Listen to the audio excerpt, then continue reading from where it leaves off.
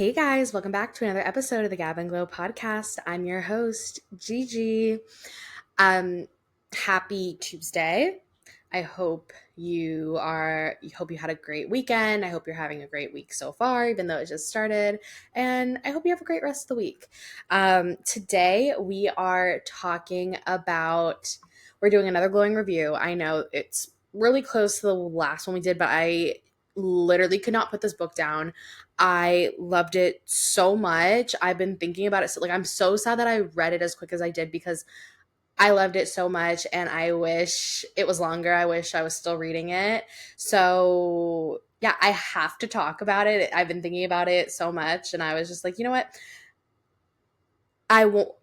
At first, I was like, well, maybe I'll just hold off and put some space in between the glowing review episodes, but I have to talk about this book. So I read The Group Trip by Audrey Ingram, and we're going to be talking about that today. But we also have a lot of life updates to go over today. So let's hop in, let's get started because I don't want this to be too long of an episode. We don't need it to be an hour and a half. So let's just jump right in. First, a really big thing. Russell and I got a puppy. We got a puppy together. I already had I had my cat first, and then I got my dog when I was in a previous relationship. And so then it was just me and the two boys for a while, and then we met Russell. So it's just been the four of us. And we wanted to get a puppy together that we got me and him. So we decided to go ahead and pull the trigger on that because I had told him that I wanted a girl. I have two boys, I wanted a girl.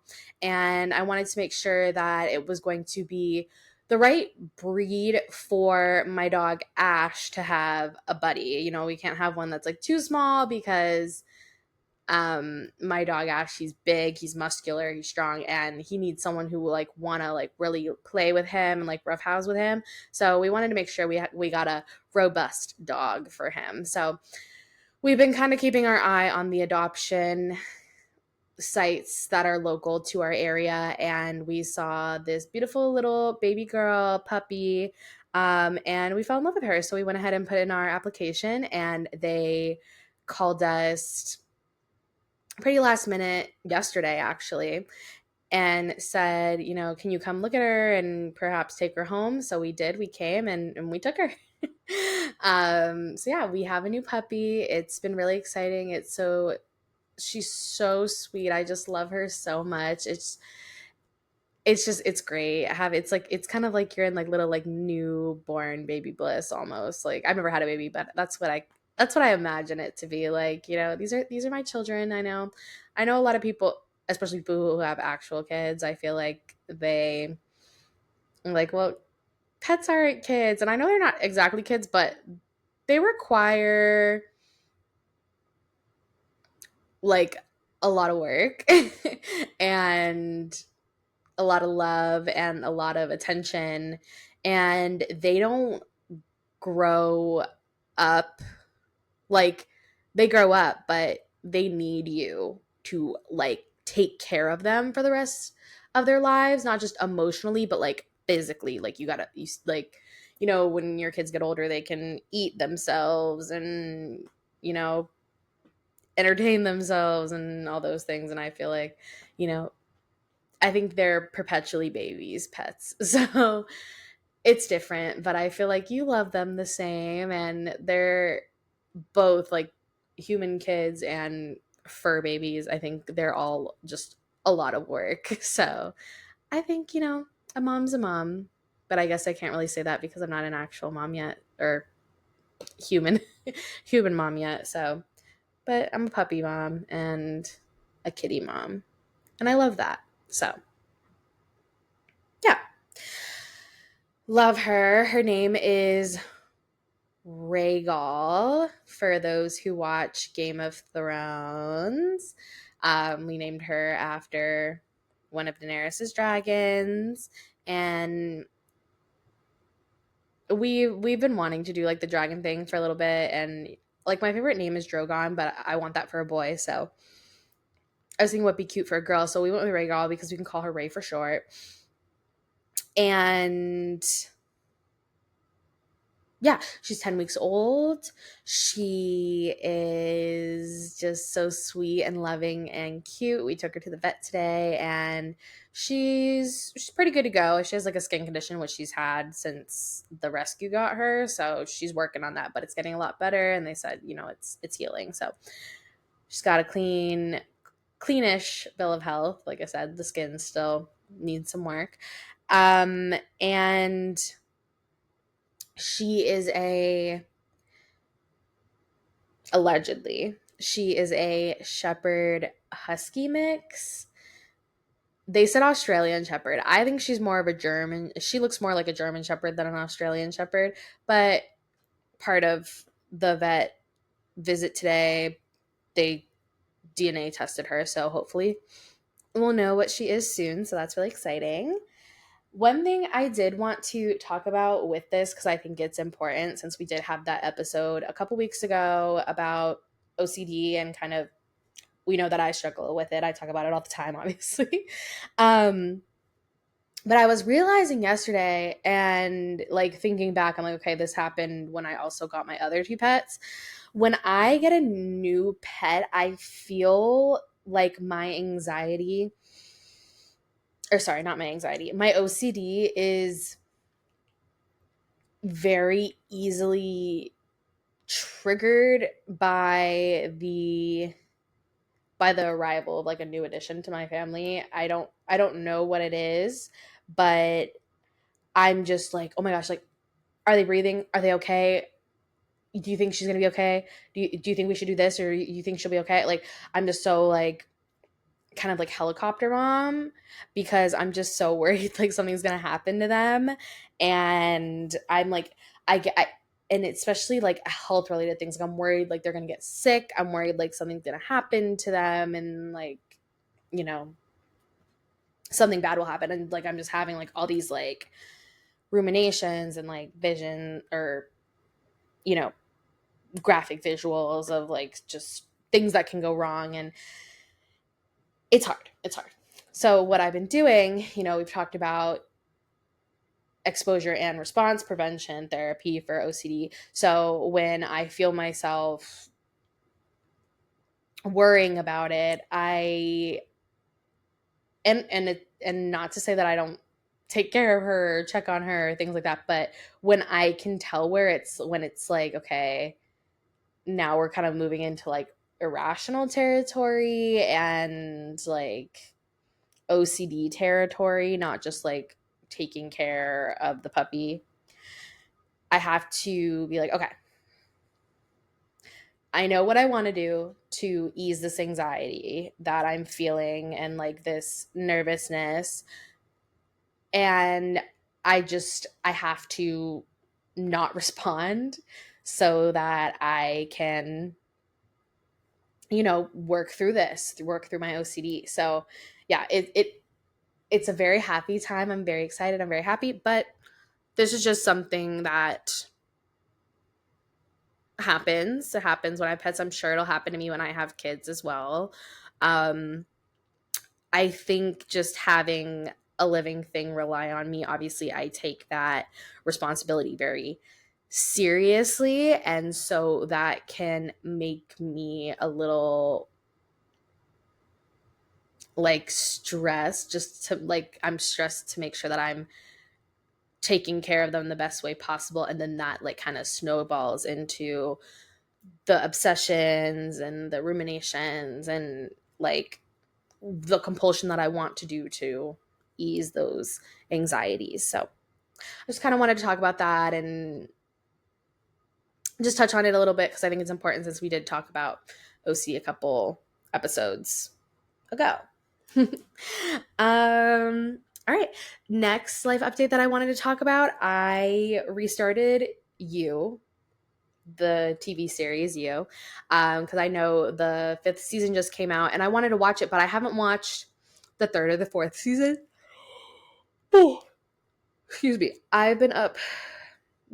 We've had a long night last night.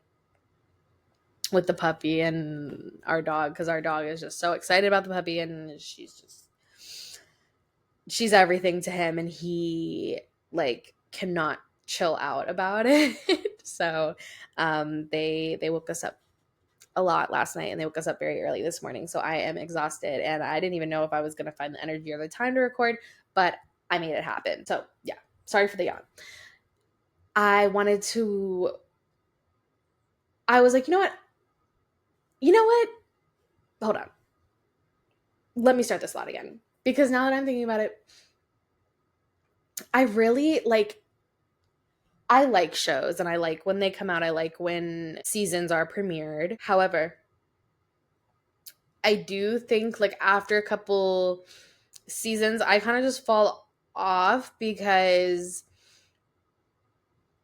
I just hate waiting around for a season. So I think like now that, I think when things are like wrapped up, then I'm like, okay, now I'll go back and I'll like commit to watching this again, because it's just like, I feel like you just never know when it's going to end. And I feel like I have a hard time remembering what happened when there's so much time in between seasons. And so then I'm just like feeling like kind of confused. And I'm like, okay, now I have to rewatch this. And I don't want to have to rewatch a series every single time a new season comes out, especially if it's like getting long. For example, Grey's Anatomy. Like I've been wanting to, like I used to love Grey's Anatomy, and I fell off because I just like literally couldn't keep up. I fell so behind, and there's just so many freaking episodes. I'm just never going to catch up. I'm waiting for the day that they cancel it or end it, so that I can go back and rewatch and like watch it all the way through, because I just cannot commit to something that's like so long running when it doesn't have an end, because I'm not going to remember anything. Oh my God, I'm so tired. Okay, so that being said, now that they released the last season of You, I'm like, okay, I'll go back and rewatch, because I loved the first season. I loved the second season. I just really fell off with 3 and 4, just because there's so much time in between, and I literally forgot about it, and then I just didn't really care, because there were other things that I was watching that I was excited about, and I just couldn't. So yeah, I'm re-watching You. I just finished the first season rewatch, and I just want to talk about like how jarring it is to me every time, because every single time I like forget that he's, not that I forget that he's crazy, but it's like I almost forget like what we're doing here. Oh my Lord. Because it'll be starting to get kind of like rom-com-y, and I kind of forget what show I'm watching for a second. And it'll seem like he's talking to a girl, and they're hitting up, they start making out, whatever, like they start hooking up. And then it like flashes to reality, and it's just him violently jacking off. And it's always in public, and it's always so off-putting to me. I mean, obviously it's public ejaculation or whatever it's called.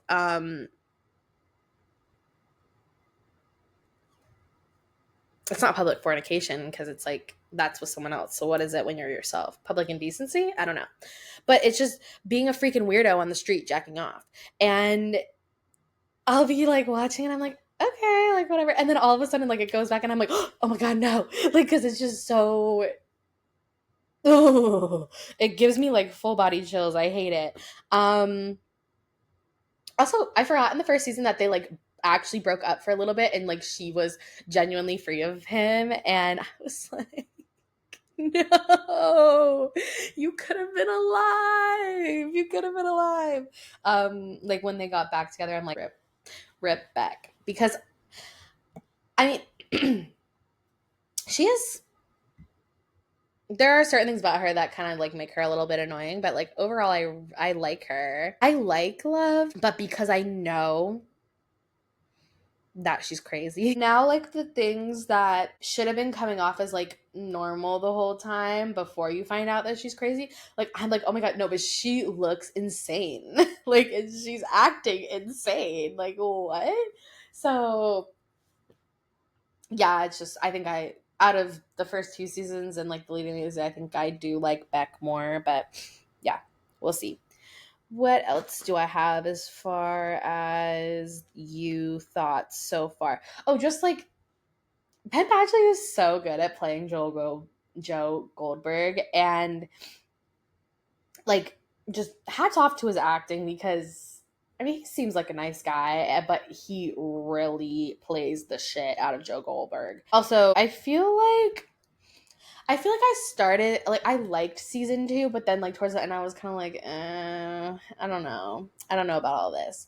So I'm hoping it'll like keep me engaged throughout the rest of the season, and then I can power through seasons three and four because I almost started rewatching it like before when those seasons had came out, but then I was like watching some of the trailers and honestly they just didn't look interesting to me. So we'll see how it goes. I'll let you know. Like maybe I finish it and I'm like I actually didn't like this show as much as I did in season one. We'll see. We'll see. I'm excited. Also, next thought, also a TV thought. I binged the hell out of Secret Lives of Mormon Wives a couple weeks ago when it first came out. I literally watched it within 2 days, and I'm so sad because I thought it was renewed for 20 episodes. So I thought, which I think it is, but so I thought that it would be 20 episodes for the whole season, but apparently it's still like the 10 episodes for this season and maybe like 10 episodes for the next season. But like it came like straight out of the gates, hot, spicy drama, whatever. Like it was just such such a good season. Like it really gripped me. I was like, oh my god, I cannot wait for season three. Like they left us on such a cliffhanger. I just can't wait. Drop the next 10 episodes, please. Also, I'm just gonna say I don't want to like go. I feel like I've decided that I don't need to talk about Secret Lives of Mormon Wives in depth in an episode or anything like that because it's just so like overly saturated and like especially like the podcast that I listen to, and I feel like my podcast is similar to those podcasts that I listen to. So I feel like just that conversation is overly saturated. I don't think that I can add anything great to the conversation. I'm just gonna say is I'm always team Macy for certain. Macy's my favorite. I love her. She can do no wrong. I love her so much. I think her story is so inspiring. I think she's so cool. I think she's so sweet. I think she's a great friend. I really, really like her. I think if we're gonna make anyone famous from the show, let it be Macy. And I'm so happy for her with her book deal. I think that that's just it's it's very well deserved, and she has such like a tough but impactful story, and I just love her. I just love her so much. I also love Michaela. I think she's been through a lot in her life, and she is actively working on healing herself, and she seems sweet. I love her. I know she's being a little bit bitchy with Whitney, but I think that that's a product of the work she's doing in therapy. I think like she's learning to kind of speak up to her or speak up for herself and kind of stand up for herself to people that she's in conflict with. I think like that's just not something that she has always done, and I saw them like kind of working through that with her in therapy in regards to what happened to her when she was younger. And I think like that energy is just, I think when you have a hard time doing that, when you start really working on that, it almost you almost like do it too much. I think I've been in that same boat also. So I see why. And I think and like also like when you have a really good friend and they really, really hurt you, it's understandable. And like when they're like just not really taking accountability, and I think Whitney has taken accountability since then, but like it took her a really long time to take accountability, and I think Michaela was just like over it. So yeah, and then Taylor, I love Taylor. I think she's also been through a lot. I think she's so real. I think she's so entertaining. Like I think she is like star quality, and like yeah, people like she is the reason why they all exist, and anyone who's discounting it, like whatever. Let's just say I really liked Demi the first season, and this season I was just like, oh my god, who the hell is this? This is crazy. Um, yeah, that's all I'm gonna say about Secret Lives of Mormon Wives. Also, oh my god, oh my god, oh my god, I'm so excited. Season 7 of Love Island USA premieres when this episode drops tonight. Tonight. Two hot bombshells enter the villa. Oh my god, I'm so excited. Yeah. I've been waiting. Now it feels like summer is here because Love Island's just everything I look forward to in the summer, or one of the things I look forward to in the summer. Another thing I look forward to in June and in summer is my birthday. So next episode we're gonna be doing like my little birthday episode, talking about like what I've learned and things like that, what I want for my next year, all that good stuff. So we'll do that. But I've been prepping for my birthday party for the last couple weeks. I've been working hard on my decorations. I'm making homemade decorations. I'm making my friend Tessa helped me with the dice, and I've been working on making the chips. So we had to cut out a ton of circles. I had to kind of draw the pattern, and then I've been painting them. So they're almost done. My birthday is at the end of this week, so it's crunch time. It's crunch time. I've got to get my dress straps altered. I've got to make my t-shirt for the Post Malone concert. So yeah, lots to do still. Yeah, I'm so excited. My theme for my birthday is going to be casino themed, and I think it'll be a great time. I've got like this roulette drinking game. We're going to play blackjack. We're going to play some like poker, low stakes poker. Yeah, I think it'll be a really great time. We'll have music, dancing, and I'm really excited. The next thing I wanted to talk about as far as life updates go, because the group trip, the book that we are talking about today, a lot of the book takes place on a beach of some sort, or like the coast. Like the current time frame is, or like, because it goes back and forth. It has like flashbacks, then it has the current year, and like the current year in the book, they're in Panama City, Florida. They're visiting their friend, and so it's just, beachy vibes all around. So I kind of wanted to talk about like my summer vibes, since I feel like the beginning of June is like really the beginning of summer. I start feeling summery in May, but I feel like the beginning of June is when I'm like, okay, it is summer, summer, summer. Did that sound like High School Musical?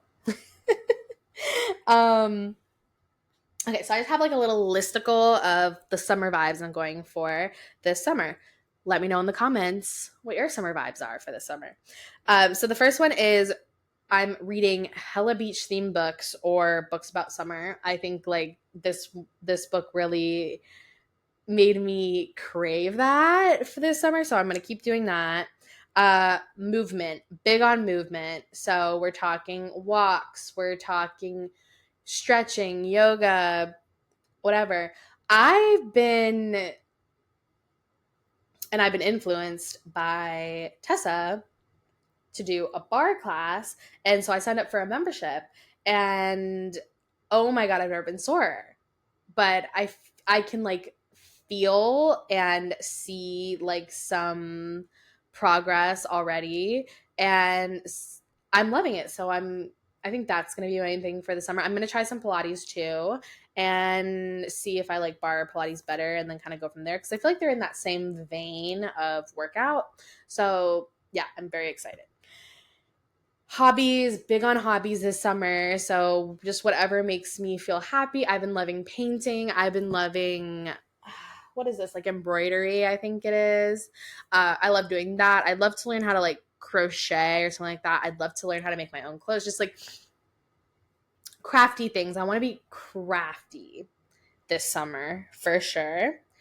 Also this summer, we outside, like I've been saying, 2025 we outside, but especially summer 2025 we outside, because I just want to go out with my friends, go out with my man, have a good time, dance, eat good food, drink, whatever. Just have a good time, not be in the house so much. Another summer vibe, I've got friendship and love. Of course, you know, Russell and our anniversary is in July, so that's kind of part of summer. It's just an exciting time. My friendship, like I said, you know, we decide I want to go hang out with my friends, I want to hang out with my man, and just really prioritize like those relationships.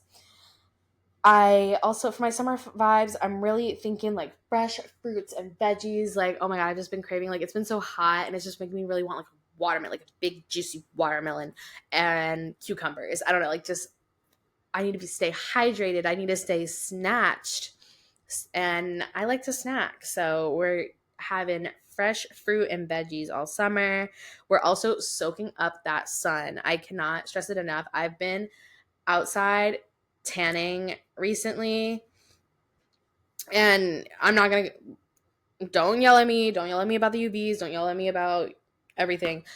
I feel so like good and connected to myself like after I've been sunning. Like I feel like I'm a lizard. I love to just soak up those rays. I love to feel it like on my skin. It just feels like me. Like being tan feels like me. I grew up very tan, and like the past couple years I've been very very very pale because I switched to a work from home job, and I had been living like a pretty like inside lifestyle for a really long time, and it was definitely showing. And I'm really starting to feel like my confidence almost like come back with the more I've been out in the sun. So I am soaking up the sun this summer because I want to feel good and like myself. I want to feel connected to myself. I also put unforgettable experiences. I've got a lot of fun stuff planned this summer with a lot of people that I love, and I'm just really excited for all these experiences. Again, it's just really, it's part of that like prioritizing those relationships that mean a lot to me and just like making memories with everyone that I love. So yeah, so those are gonna be the summer vibes for this year. And with that being said, I'd love to jump into our main topic today, talking about The Group Trip by Audrey Ingram. Let me show you the cover because it's so beachy and summery and cute. Look at her. Love her. Love her, leave her alone.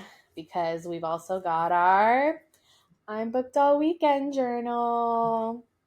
So obviously we're going to be using her to dive into our glowing review. The book is called The Group Trip by Audrey Ingram. Like I said, it's a fiction novel. I would say it's romance, but I think the bigger theme in this book is friendship, with like romance being like the second theme. So we'll just say like generally fiction because I wouldn't call it fully romance. I rated this book 5 stars. I absolutely loved it. It gripped me. I was crying. I was screaming. I was just, oh, it gripped me. I was in love with it. And it,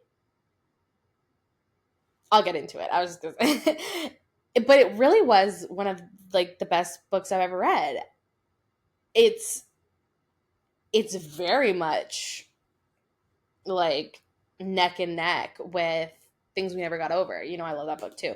But you know, I think the thing about this book is there really isn't like spice in it. There's not. So it I think that I really liked like the sexy like chemistry in Things We Never Got Over, and I think that's what really made that book for me and why it was one of the best books I ever read. This book was one of the best books I ever read because it really just like it tugged on my heartstrings. It triggered me in certain ways, like, and it it's like I said, it's at the end of the day about friendship and adult friendship, specifically like when you've been friends as like young adults and then going into like older, so like if you're meeting like 18, 19, whatever, and then now you're like 29, obviously you change a lot in your 20s, and so this book is kind of exploring that, like, that effect on friendships, time's effect on friendships basically. And I just I just loved it. I love it. I can't say more good things about it. I read it so quickly. I could not put it down. Like I was reading it whenever I could because I needed to like know what happened next. And yeah, I just read it. Just read it. It's one of the best books I ever read. It was just it was emotional, beautiful. It was just everything. Why I chose this book, really, it was the description on the back. So I'm going to read you the description. Before I do that, though, let me tell you, I began reading this book on May 10th, and I finished it on May 27th. So I feel like that's not right. I feel like I read it faster than that. But maybe it was only 17 days. I don't know. You know what it was is like I was reading it so fast I had to like put it down because I didn't want to finish it. So I think I prolonged it a little bit longer. So yeah, took me about 17 days to read and I loved it. But I'm going to tell you my personal summary first and then I'm going to read the back cover to you because I just think that's better that way. So the summary that I put is: a group of friends reconnect after changes in their group dynamic created distance for a year. Against the backdrop of their nostalgic summer trips, the friends confront secrets, heartbreak, and love as they try to mend what's broken. That that was, I'm like, how do I summarize this book into 2 sentences? And I think that that's a really good summary of it. But this will hook you. I'm going to read it for you, okay? Sorry. Okay. So, first of all, what it's saying on the top is it says, like, Firefly Lane meets Happy Place in this touching Southern set novel about what it means to grow up together, hopefully without growing apart. That is something, just even reading that, like, I'm like tearing up because like, yeah, just you lose so many close friendships to just growing up and it can be so hard. And um sometimes it's for this, but so sometimes you have those friends that stick with you through all those years and they are with you when you're young and when you're old, and they're just there for it all, and like those are so special. So yeah, let me get into it. Sloane and Alden, Chloe and sometimes Luke, steady Marianne, reserved Wyatt. The 6 friends meet in their freshman year of college and quickly become inseparable as they navigate the bumpy road into adulthood. Over the next decade, they support each other through love and heartbreak, promotions and burnout, stupid mistakes, and epic dance parties. But when Chloe inexplicably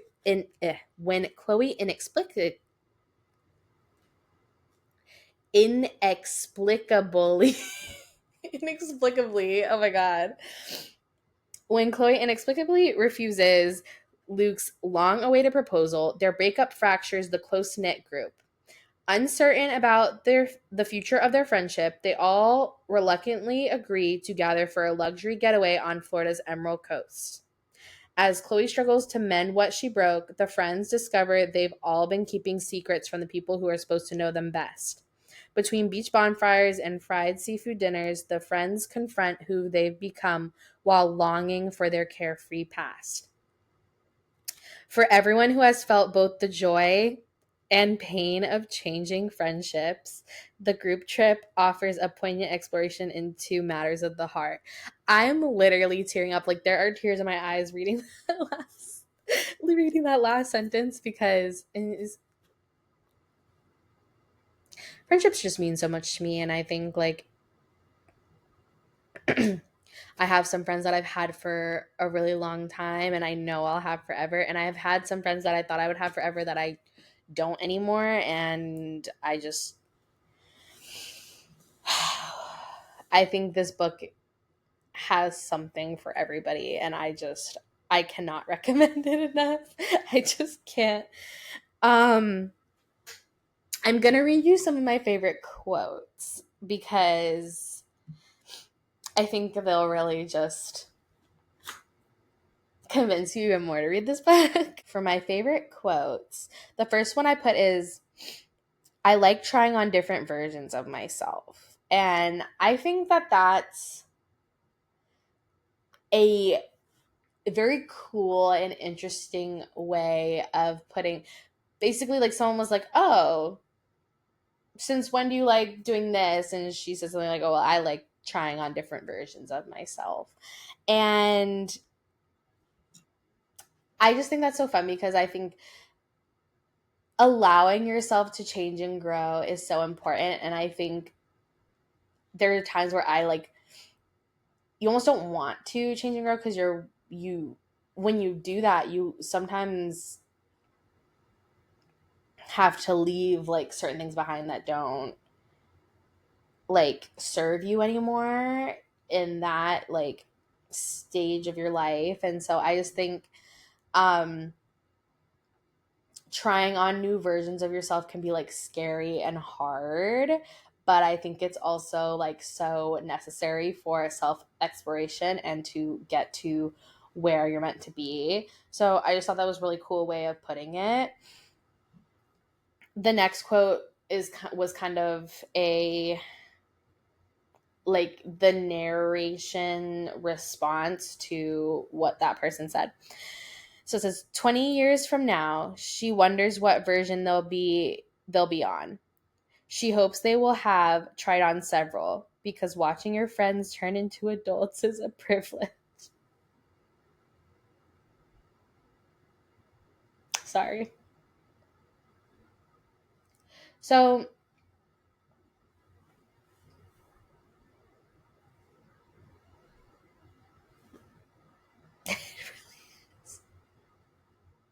I feel like that needs no explanation. Like I was gonna explain it, but like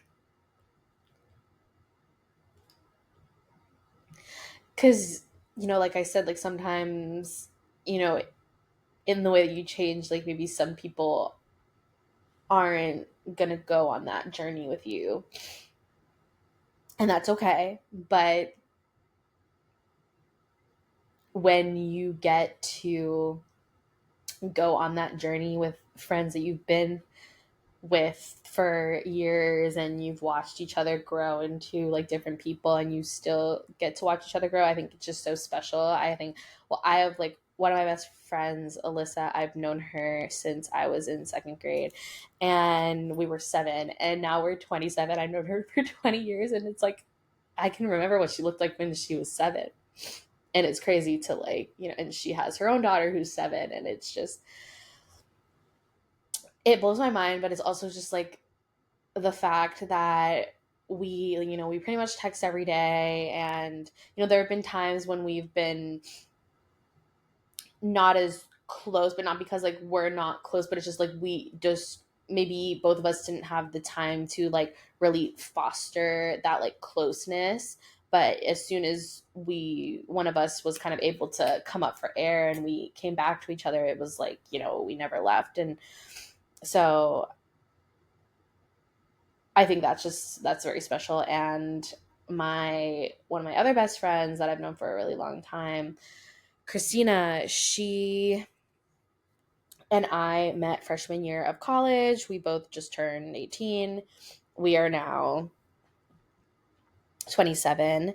And we've both we like I obviously knowing someone since I was in second grade, like obviously I've seen her change so much, but even like my friend that I've known since freshman year of college, she's changed so much since then, and I know I've changed so much since then.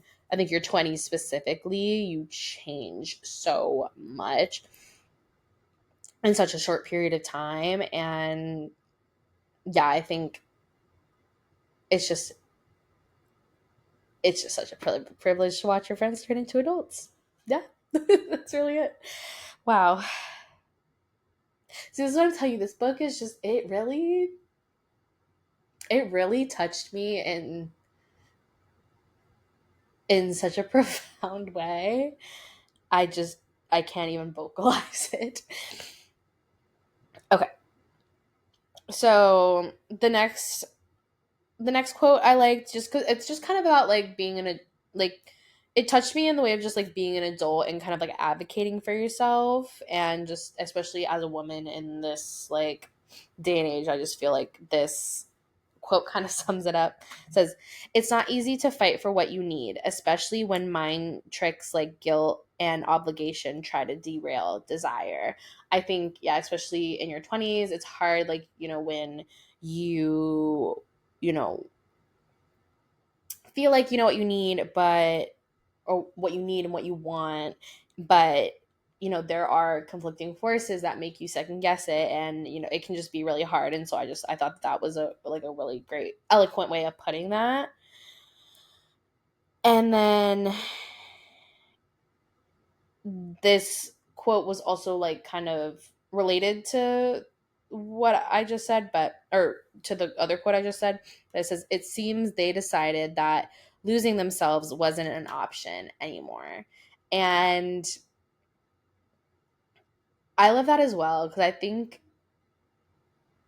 I'm sure, I mean, I can't speak for men, but I feel like the women that I've talked to, I feel like we often lose ourselves for the sake of other people, for the sake of making other people comfortable, for the sake of being afraid to lose something else if you,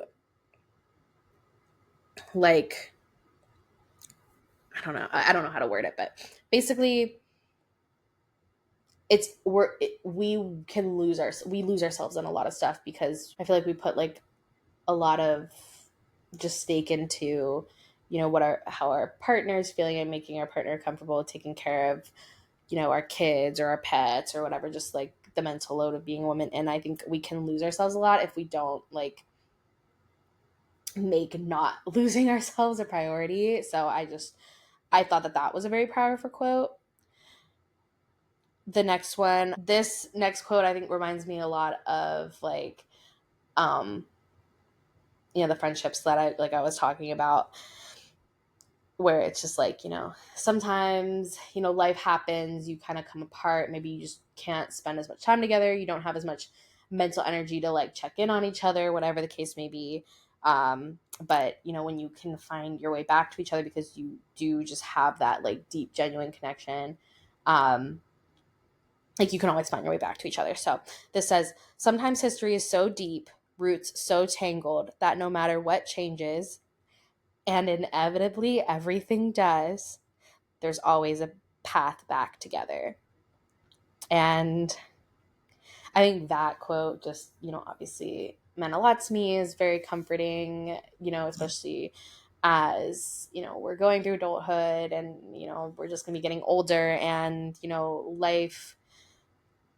life changes comes like,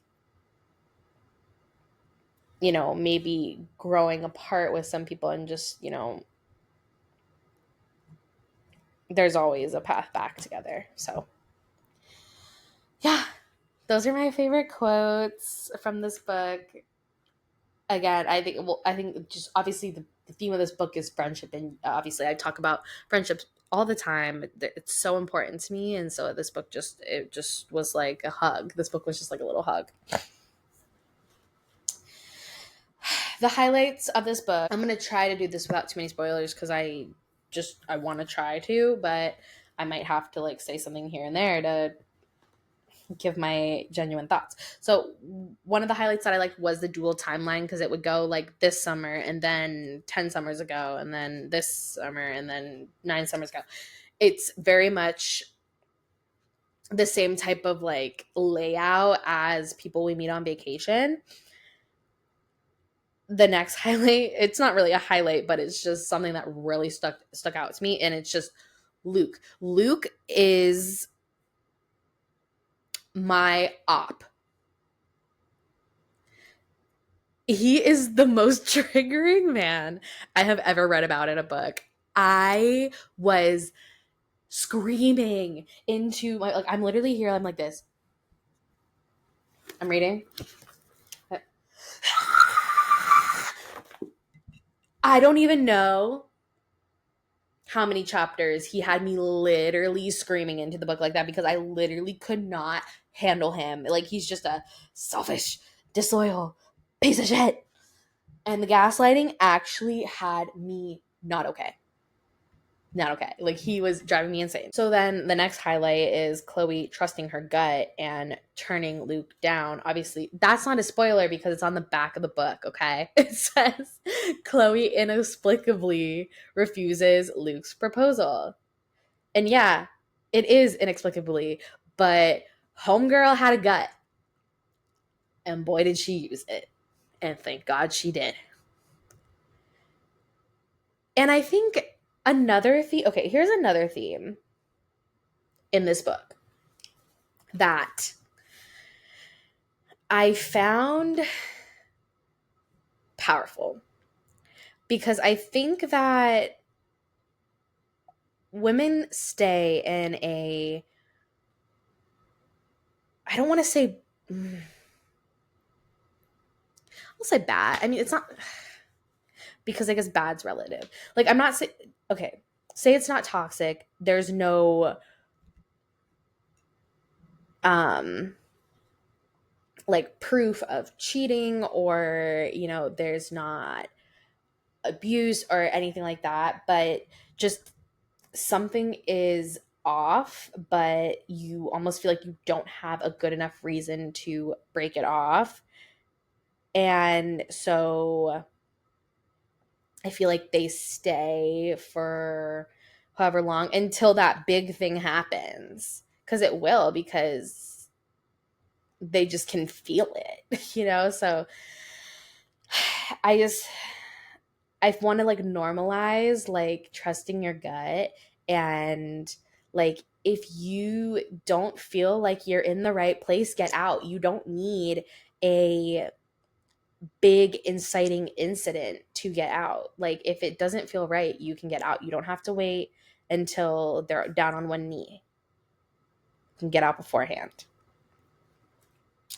Other highlight, Wyatt. Okay, so while Luke is the worst man I've ever read written in a book, Wyatt's one of the best. I really liked him, and I just loved the way that you could tell that he genuinely like cared about Chloe as a person, and I just really liked their dynamic. There were, various conflicts between friends, and I think that was just one, it's important to the story, and it kind of shows how they were able to like work through these different conflicts, and then at the end of the day, or at the end of the book, still work through these things. And so there were various conflicts. There was conflict between Sloane and Marianne, between Sloane and Alden, Chloe and Luke, obviously, Luke and Wyatt, Alden and Luke, just conflicts left and right. But like we read on the back of the books, there was a lot of secrets being held back. So yeah, like I said, they come together in the end, and they find their path back to each other, which is why that last quote that I read exists. It's like the last quote of the book.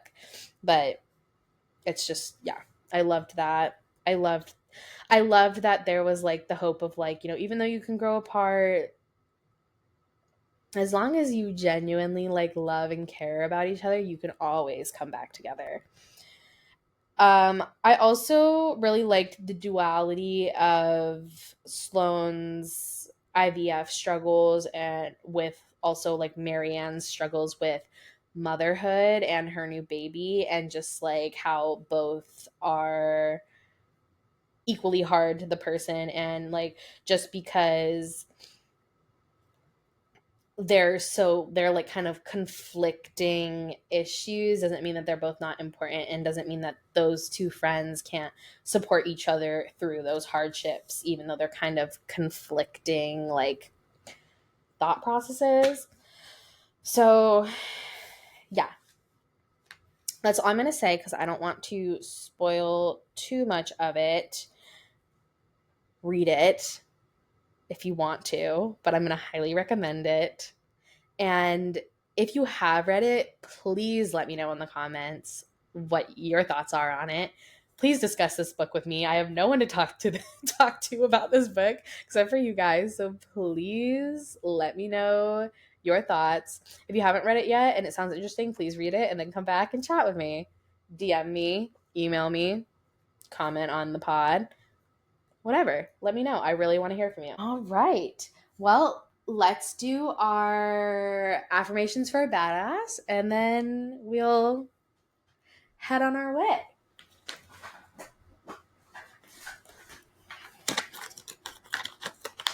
All right.